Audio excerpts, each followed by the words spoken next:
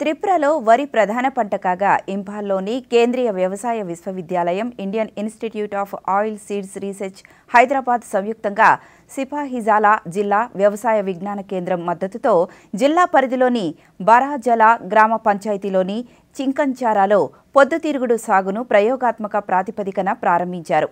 ఆ విశేషాలను ఇప్పుడు చూద్దాం.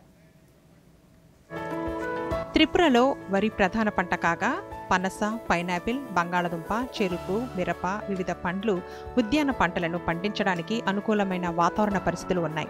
అయితే ఇంఫాల్లోని కేంద్రీయ వ్యవసాయ విశ్వవిద్యాలయం, Indian institute of oil seeds research Hyderabad సంయుక్తంగా సిపాహిజాలా వ్యవసాయ విజ్ఞాన కేంద్రం మద్దతుతో జిల్లా పరిధిలోని బరాజల గ్రామ పంచాయతీలోని చికంచరాలో ప్రొద్దుతిరుగుడు సాగును ప్రయోగాత్మక ప్రాతిపదికన ప్రారంభించారు. వీటిని పువ్వులుగానే కాక వీటి నుంచి వినియోగించుకోదగిన నూనెను ఉత్పత్తి చేయాలనే లక్ష్యంతో ఈ సాగు జరుగుతోంది.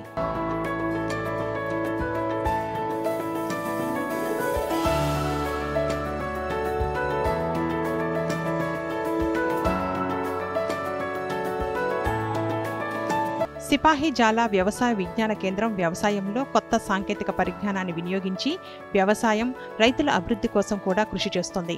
దీంతో చికంచరా ప్రాంత రైతులను నూనె ఉత్పత్తి చేసే సాగుకు ప్రోత్సహిస్తున్నారు.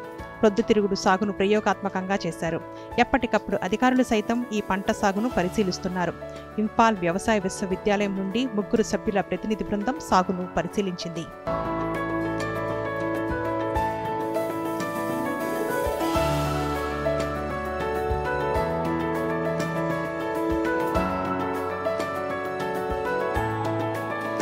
ఆహారంలో నూనెను అధికంగా వినియోగించడం వల్ల గుండె జబ్బులు, మధుమేహం, రక్తపోటు వంటి అనేక సమస్యలు వస్తాయని, మన ఆహారపు అలవాట్లలో చిన్న చిన్న మార్పులు చేసుకోవడం ద్వారా మన భవిష్యత్తును మరింత బలంగా, ఆరోగ్యంగా, వ్యాధిరహితంగా మార్చుకోవచ్చని ప్రధానమంత్రి నరేంద్ర మోదీ సైతం దేశ ప్రజలకు పదే పదే సూచిస్తున్నారు.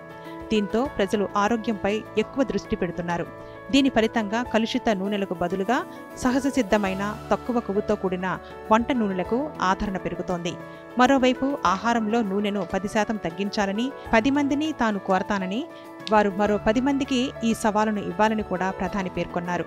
ఇది ఊబకాయంతో పోరాడడానికి చాలా సహాయపడుతుందని తాను విశ్వసిస్తున్నట్లు మోదీ పేర్కొన్నారు. अधिक वजन या मोटापा कई तरह की परेशानियों को, बीमारियों को भी जन्म देता है. हम सब मिलकर छोटे छोटे प्रयासों से इस चुनौती से निपट सकते हैं. जैसे एक तरीका मैंने सुझाया था, खाने के तेल में 10% 10% की कमी करना.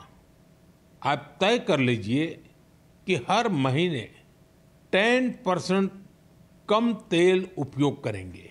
ये ओबेसिटी कम करने की दिशा में एक अहम कदम होगा.